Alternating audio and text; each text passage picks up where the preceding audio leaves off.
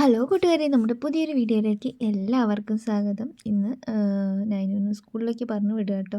തക്കുടു ഇന്ന് സ്കൂളിൽ പോകുന്നില്ല. തക്കുടു നിന്ന് ചെറിയൊരു പനി ചുമയൊക്കെ ഉണ്ട് കേട്ടോ. അപ്പം ഇന്ന് ഡോക്ടറെ കാണിക്കണം.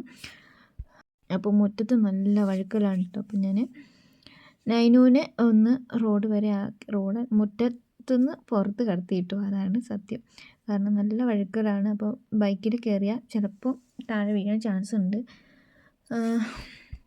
കഴിഞ്ഞ പ്രാവശ്യം ഇതേപോലെ നൈനുവും തക്കുടും ഒക്കെ ബൈക്കിൽ കയറിയിട്ടുണ്ടായിരുന്നു.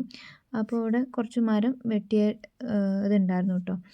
അതിൽ വഴുതി ബൈക്ക് മറിഞ്ഞു. നൈനുവിനൊന്നും പറ്റിയിട്ടുണ്ടായിരുന്നില്ല. പക്ഷെ തക്കുവിന് കാലിൽ ചെറിയൊരു വേദനയൊക്കെ ഉണ്ടായിരുന്നു. കുഴപ്പമൊന്നും ഉണ്ടായില്ല. പേടിപ്പിച്ച് കളഞ്ഞു.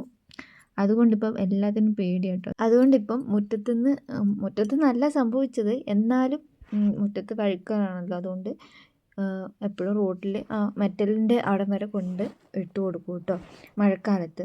ഇല്ലെങ്കിൽ കുഴപ്പമൊന്നുമില്ല. അപ്പം നൈനും ഏട്ടനും പോവുകയാണ്. അങ്ങനെ ഏട്ടൻ പോയി കഴിഞ്ഞപ്പം നൈനു ചെയ്ത വർക്ക് എടുക്കാൻ മറന്നു പോയിട്ടുണ്ടായിരുന്നു കേട്ടോ.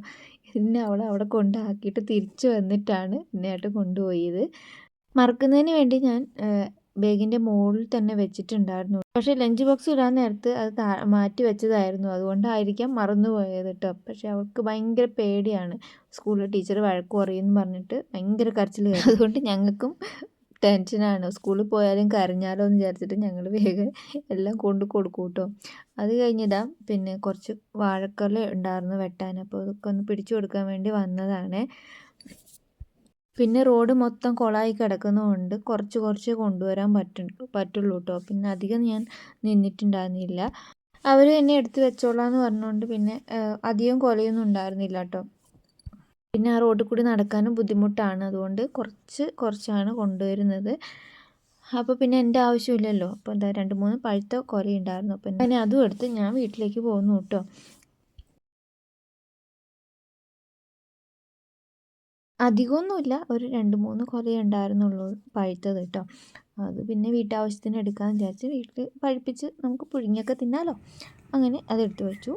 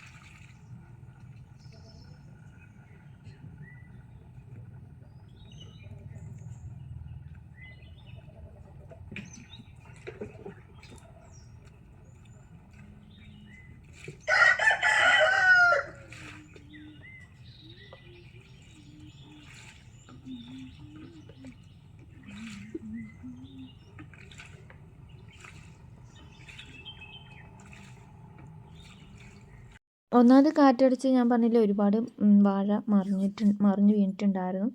അപ്പോൾ അതിലുള്ള വാഴക്കൊലയൊക്കെ കുറേ മണ്ണായിട്ടുണ്ടായിരുന്നു കേട്ടോ. അപ്പോൾ അതൊക്കെ കഴുകി വൃത്തിയാക്കി ഇനിയിപ്പോൾ അകത്ത് കൊണ്ടുവെക്കണം. പുറത്ത് വെച്ചാലും കിളികളുടെ ശല്യം ഭയങ്കര കേട്ടോ.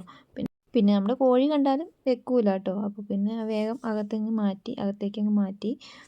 ഇല്ലല്ലോ തരണ്ടേ വേറെ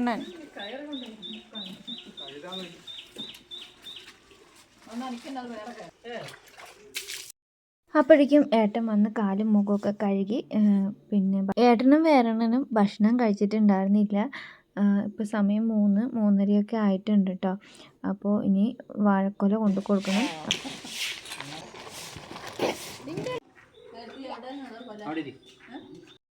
ഏട്ടൻ എപ്പോൾ ഭക്ഷണം കഴിച്ചാലും അവൾക്ക് ഒരു ഉരുള ചോറ് ഏട്ടൻ്റെ വക വേണം കേട്ടോ. അപ്പോൾ അതിന് വേണ്ടിയിട്ടാണ് താൻ അവിടെ ഇരിക്കുന്നത്. ഹോസ്പിറ്റലിൽ പോയി വന്നപ്പോഴേക്കും ഭക്ഷണ സമയമൊക്കെ തെറ്റിയിട്ടുണ്ടായിരുന്നു കേട്ടോ. ഉച്ചയ്ക്ക് ചോറ് കൊടുത്തപ്പം അവൾ ബ്രെഡ് എടുത്ത് കഴിച്ചിട്ട് എണിച്ചു പോയി. അങ്ങനെ എൻ്റെ മുറ്റടിയൊക്കെ കഴിഞ്ഞു. ഇനി കുളിച്ചിട്ട് വേണം നൈനുവിനെ കൊണ്ടുവരാൻ പോകാൻ കേട്ടോ. ഏട്ടൻ എന്തായാലും ഇന്ന് കൂട്ടാൻ പോവില്ല. വാഴക്കൊല കൊണ്ട് കൊടുക്കാനുണ്ട്. വേരണന് ചോറ് വേണ്ടാന്ന് പറഞ്ഞു കേട്ടോ. വേരണനെ കാത്തിട്ടാണ് ഏട്ടൻ ഭക്ഷണം കഴിക്കാണ്ടിരുന്നത്. ഏട്ടൻ കഞ്ഞിയും കുടിച്ചിട്ട് വയലിൽ പോയി വാഴക്കൊലയൊക്കെ വെട്ടി കഴിഞ്ഞിട്ടാണ് വേരണൻ അവിടെ എത്തിയത്. വേരണൻ അപ്പോഴേക്കും ചോറൊക്കെ തിന്നിട്ടാണ് വന്നത്. പിന്നെ ഇവിടെ നിന്ന് കഴിക്കാൻ പറഞ്ഞപ്പോൾ പറഞ്ഞു സമയം തെറ്റി കഴിച്ചാൽ ശരിയാവില്ല, വേണ്ടാന്ന് പറഞ്ഞു കേട്ടോ. ഏകദേശം 12:30 ഒക്കെ ആയപ്പോഴാണ് വേരണൻ വന്നത്. അതിൻ്റെ ഇടയ്ക്ക് 1-2 വാഴക്കൊലൊക്കെ അടിച്ചു മാറ്റി പോയിട്ടുണ്ടായിരുന്നു. പിന്നെ ബാക്കി ഇതാ പകുതി വാഴക്കായേ ഉള്ളൂ കേട്ടോ ഒരു വാഴക്കൊലയിൽ. അങ്ങനെയൊക്കെയാണ് ഇവിടുത്തെ അവസ്ഥ. അപ്പോൾ ഇന്നത്തെ വിശേഷം ഇത്രയൊക്കെ ഉള്ളൂ കേട്ടോ. അപ്പോൾ വീഡിയോ ഇഷ്ടപ്പെടുകയാണെങ്കിൽ ലൈക്ക് ചെയ്യാനും കമൻറ്റ് ചെയ്യാനും സബ്സ്ക്രൈബ് ചെയ്യാനും മറന്നു. പുതിയൊരു വീഡിയോ വീണ്ടും കാണുന്നതായിരിക്കും. Bye bye.